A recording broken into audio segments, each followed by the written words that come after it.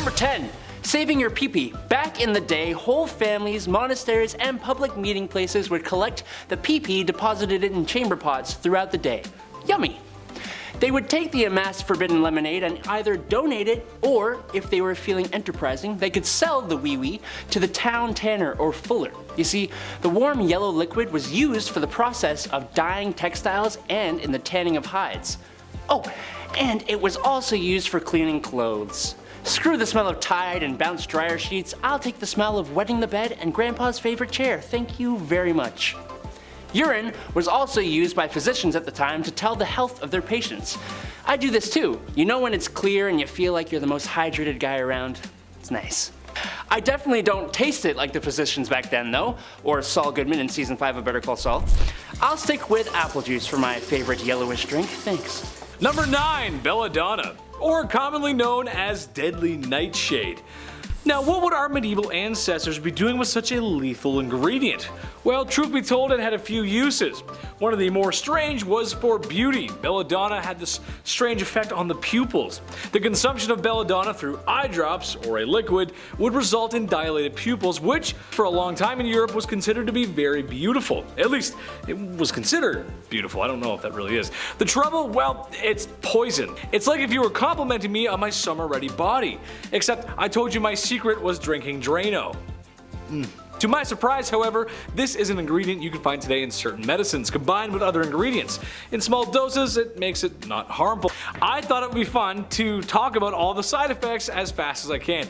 Dry mouth, dry skin, inability to sweat, muscle spasms, blurred vision, enlarged pupils, hallucinations, inability to urinate, talk to Adam, convulsions, seizures, coma, acid reflux, fever, rapid heartbeat, gastrointestinal infection, high blood pressure, constipation, and more urination problems. Adam's the guy you need to talk to for that. Number 8. Barber for a brain transplant. No, not actually. I don't think they even knew what a brain transplant was, let alone how to perform one. But in the Middle Ages, barbers were not just responsible for cutting your hair and giving monks that lovely bald thing going on top. No, they were also responsible for tending to the wounded after doing battle, taking care of the sick, and all the other medical services that the actual physicians were too good for. It's actually the reason we see those red and white spinning signs outside barbers, because it's symbolic of the bloody rags they would use to show that they could do the bloodletting required of monks in the Middle Ages. These barbers even formed a guild in the 13th century, lasting all the way up to the 18th century. Barbers are talented individuals. No one can cut my hair the way Tony does. Number 7. Jesters. If you were to peer your nightshade eyes into a royal court, it might take a second because that stuff ain't good for you, you'll find a few things. First and foremost, you will see a king and his throne, the man who rules it all. Next to him would be a most beautiful queen, the woman who has it all. Hiding in the room upstairs are his mistresses. That's just how it goes. Loyal knights, advisors, cooks, everyone's here, as Mr. Sakurai would say, except for one missing person. Who? Me and Adam, the Jesters. Oh, hi. Sorry. The Jesters, the Jokers. Yes, no royal court is the same without the Jester. The Jester's job was to just laugh. He's a ye olde comedian. Now, it might seem like it sucks, especially because, well, they wore strange attire and that hat was supposed to resemble that of an ass's ear or a donkey's ear, depending on what you want to say. But the Jester possesses a unique power. No, not the power to fart on command, that's my power. The power to speak freely, or at least more freely than most. This was a time when speaking out against the king could lose your head. The Jester could speak about the kings this way because, well, everything he said was taken as a joke. Some advice I think we could all take today. Number 6. Everybody drinking. I recently went to go pick up some beers, and I went up to the cashier and I got my debit card out and prepped my ID. The cashier asked me, "How do you want to pay?" And I handed him my ID, being so accustomed to being confused for a prepubescent younger lad. He looked at me confused and said, "Nah, you're good, bro." And boom, embarrassment. This interaction would never take place back in the medieval times, because literally everyone was able to drink. It was usually the case to drink beer or wine in place of clean water. Now, they did have clean water before you all jump on me in the comments, but for when it wasn't on hand, beer and wine was accepted in its place. It was a common part of the medieval diet. I think they convinced themselves of this in the same way I tell myself it's okay to have another one. Well, it's made of greens with water, so that means it's healthy, right? Red wine is good for my heart, so drinking it right out of the bottle is okay, right? No, probably not. Number 5, helmeted chicken. Wind the clock back 10 years ago. I was but a humble freshman in high school. I was green behind the ears. I didn't know what to expect. Sure, people had prepped me for the worst, but I just didn't know what to expect. I got even more nervous when I saw the pretty girls showing up. Gosh, they were so pretty. Someone want to be my girlfriend? But I relaxed. I knew I was okay because at lunchtime I was going to watch my favorite YouTube channel, Epic Mealtime. Besides this one, it's a good channel, you should check it out. We're awesome. They made combinations of food that I didn't even think were possible. I was absorbed into their culture, and who wasn't? Why do I bring the awkward time of 2012 back up? Well, that's because the medieval times had their own version of a turducken. Sort of. While it's not a chicken inside a duck inside a turkey inside a pig covered in bacon like EMT did, it's similar and perhaps off-putting for our veggie fans. Basically, there was a chicken sewn to a pig to look like a knight riding on a horse. And yes, I'm sure the chef washed his hands. Right? Number 4. Going to the scheduled delifing. Entertainment wasn't as accessible or the same as it is now. In modern times, we pull up our phones, turn on our laptops, sit in front of the TV, and there is all the entertainment we need, from battles to baby drama. But back in the Middle Ages, there wasn't much to do after you were done your work for the day. There were forms of entertainment, music, theater, games, sports, etc. But a favorite would have to be going to see the latest ne'er-do-well lose their head. Public shows of punishment were not just something you went to see when you were bored. Actually, their more important purpose was as a deterrent for anyone who thought of maybe committing a crime. And yeah, that would do the trick. It was also a good way to finalize the trial of a criminal for all those who were affected or who were part of the village. Eventually they became more of a private affair, but not entirely, with the last public delifing in the United States happening in 1936. Let's not bring this one back. No, I'm good. I'll pass. Number 3, witch trials. Speaking of scheduled delifing, witch trials, or rather, get rid of anyone who's been deemed a witch, which, in case you didn't know, was as simple as this. Right then, the young woman down the lane is smarter than her boys in the school. Right then, folks, pitchforks and torches it is. Unfortunately, for a lot of women at the time, it was tough. When has it not been, right ladies? While some men were declared witches too, this was a tool really for people with power to get rid of those who dare oppose them. There's too many royals to mention who took part in this, however, one stands out as Bloody Queen Mary. Names like this were not given for no reason. She was known for sending witches and heretics alike to the stake to be cooked. Number 2, outlaw.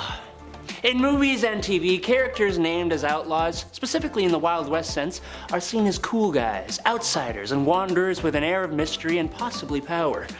Trust me when I say it was not what you wanted to be, especially in the medieval times. If you were declared an outlaw in the Middle Ages, you lost all rights, possessions, and any kind of protection being part of society would give you, including people getting in trouble for ending your stay on this plane of existence. You are forced to fend for yourself with nothing to your name, and in a world rife with disease, wars, bandits, and very little readily available food or water, things get harsh quick. If you didn't have a buddy to turn to for help, who you knew for a fact would not literally stab you in the back, then you were pretty screwed. Luckily, I have Andrew. Right? Yeah! Number 1, ladies. Okay, so let's say you're married. Husband tends the crops. You as the wife take care of the home. This isn't a statement about the patriarchy. I'm just saying taking care of the home is just as important back then. Seriously, it is. Well, your husband comes in from tending the fields one night with a fever. Uh-oh, he's fallen ill, and now he's perished. Now you're left alone with no income and a society that's probably not okay with you working. So that means it's time to pull up your pants. Well, actually, pull them down, as in a scenario like this, it would be time to work that street corner, and a lot of women did do that. The same way Adam works on building Legos in his dungeon. I joke. But as they say, it's the oldest profession in the book, and folks, it's not going anywhere anytime soon. Tradition or not. Number 10. Andrew, is this you? What? There is no lighter way to put this. We talked about a court jester or fool, but did you know that some medieval royal courts had professional farters? Yes, that's people whose sole purpose in life was to fart. I'm still trying to figure out how Andrew can fart on command, but these guys did it as a job. These guys would fart their way to being rewarded with houses and lands for their fartscapades. Fartscapades that would include passing their intestinal wind in unique, creative, musical, or amusing ways.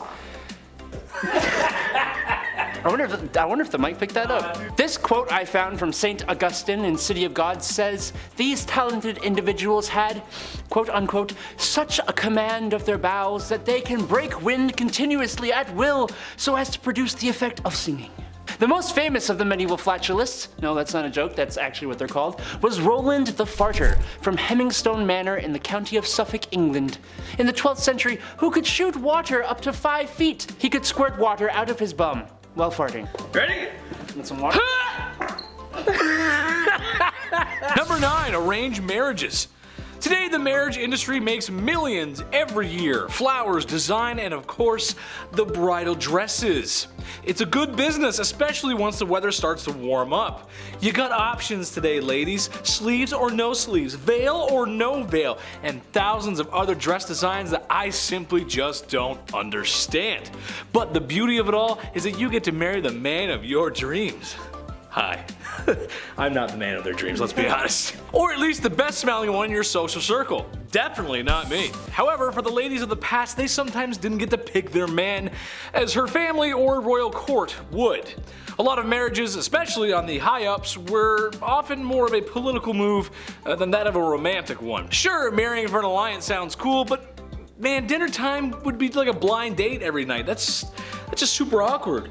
So like where are you from? What's going on? Yeah. Number 8, keys to the city. You know when people say that someone got the keys to the city as a way of saying that person can do whatever they want? Well, that came from the medieval times. You see, back in ye olden times, if you lived in a walled city, when nighttime hit, they locked those gates up tight. Don't want some slimy bandits, enemy soldiers, or unwanted flatulists coming and going in the city in the dead of the night. Someone who was particularly well liked or who had done something noteworthy to gain the respect, trust, and admiration of the people would be given a key to the city, giving them the free reign to come and go as they please.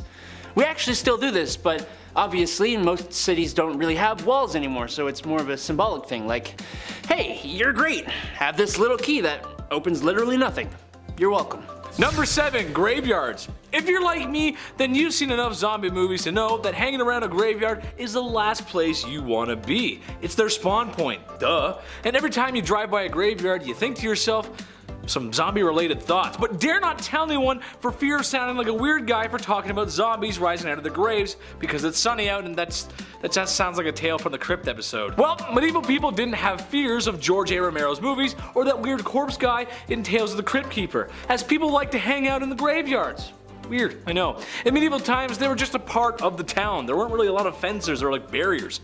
Sometimes there would be plays, small festivals, and even shops set up in graveyards since graveyard shops pay no tax. I guess you could say shop till you drop. All bad impressions aside, I'll stay away, especially with the diseases going around back then. Number 6, cat burning. Excuse me, careful. Medieval people just hated cats. A lot of the ye old people thought cats were symbols or allies of the big red with the horns. And yeah, they aren't the most pleasant of animals, but I love my cat. Yeah.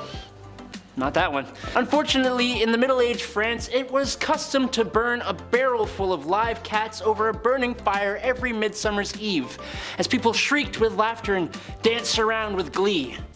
French kings often witnessed it and even ceremoniously started the fire. But they did much more than that too, like King Charles IX, who threw a live fox onto the fire for added variety. Or in 1648, France's King Louis XIV, then aged just 10, lit the tinder on a large bonfire in central Paris, then watched and danced with glee as a basket of stray cats was lowered into the flames. A man who wrote to his brother about the celebration of coronation of Queen Elizabeth I wrote, "Last Saturday, the coronation of Queen Elizabeth was solemnized in the city with mighty bonfires and the burning of a most costly pope, carried by 4 persons in diverse clothing, his belly filled full of live cats, who squalled most hideously as soon as they felt the fire." What the hell? Number 5, castles. Besides a knight in shining armor, what's the first thing you think of when you think of medieval times? Castles! Yeah, obviously. Yes, I'm talking about castles, but bear with me here, just hear me out. Okay, so when we were kids, we all wanted to live in a huge mansion, right? I mean, who doesn't? I wouldn't though because, well, it would be a pain in the neck to clean. As you grow up, you start thinking about weird things like that. It would be really difficult to clean. But it's a common wish nonetheless. Well, castles basically are medieval mansions, except with a little twist.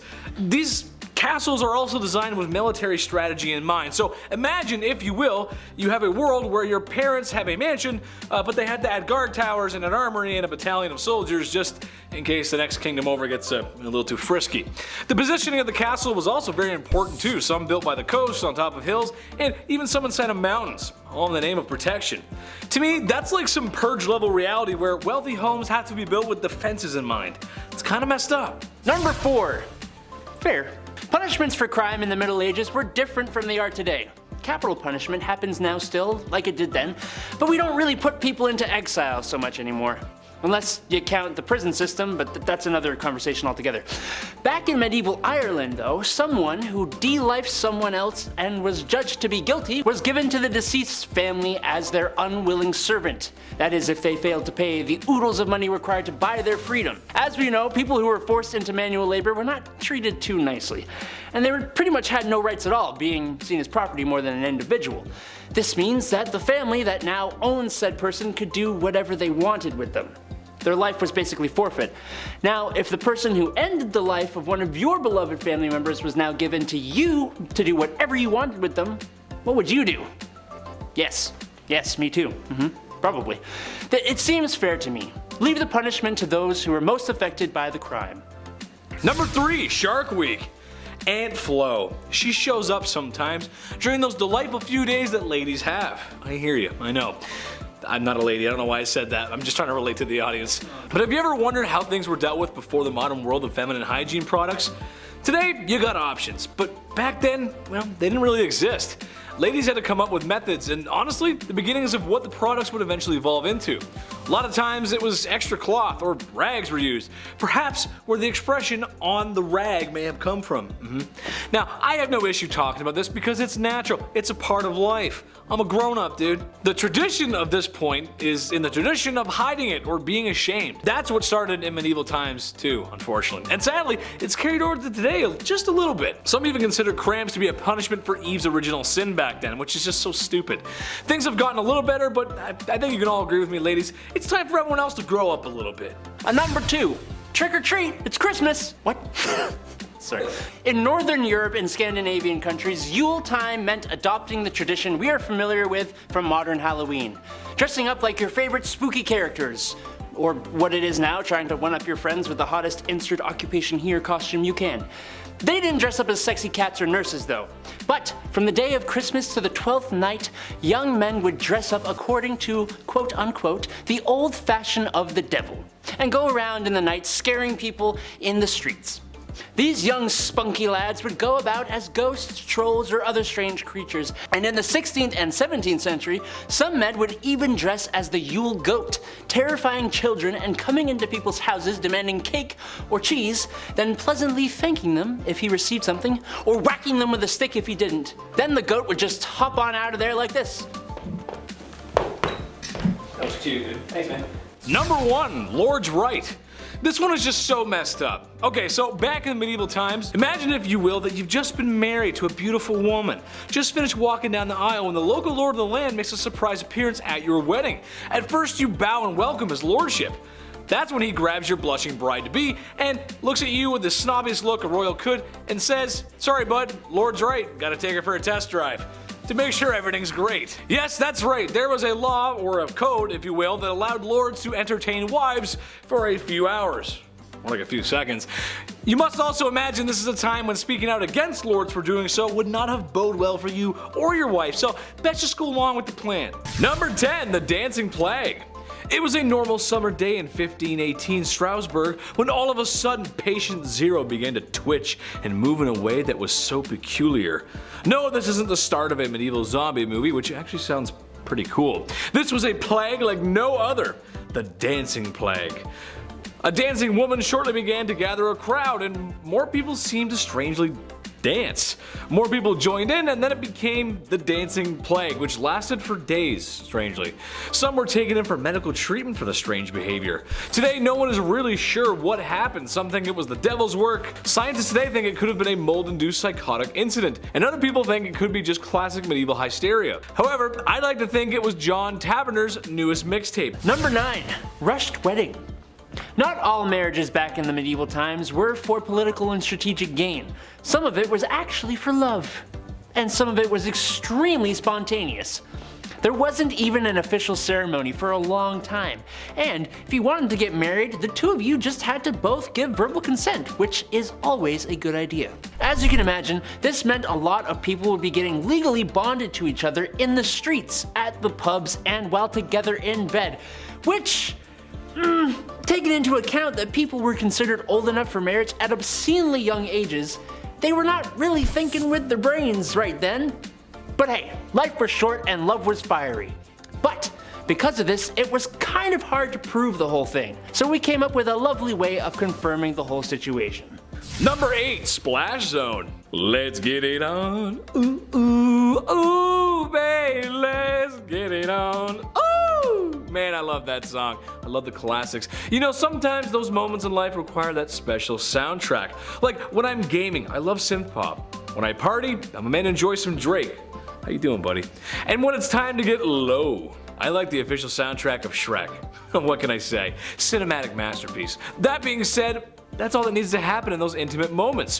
For medieval times and in many places around the world, people would have to watch the signing off of the marriage. This included friends, family, local leaders, and maybe some nobility.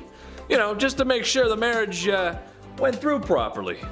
Gee, honey, I can't wait to go home and consummate the marriage. I figure if everyone shows up at 8, they can leave by 8:05. Maybe 8:02. Just stay out of the splash zone. Number 7. Men's fashion. By far one of the best ways to show that you are not one of the lowly plebeians back in medieval times would be your clothes. We've talked about how stripes were the pattern of the devil, but they had some weirder trends back in the Middle Ages. For example, long and pointy shoes were a very big sign of wealth, and the longer and pointier the shoe, the more gold pieces were lining your pocket. Men loved to show off their bodies back then too, but they didn't have BMWs back in the day, so one way a dude could compensate for himself was the aptly named codpiece, which was a pouch attached to the front of a man's pantaloons, perfectly shaped and padded to display their masculinity. It's like that one dad at the beach wearing the Speedo, except maybe a little less nightmare-inducing. Number 6, hairless.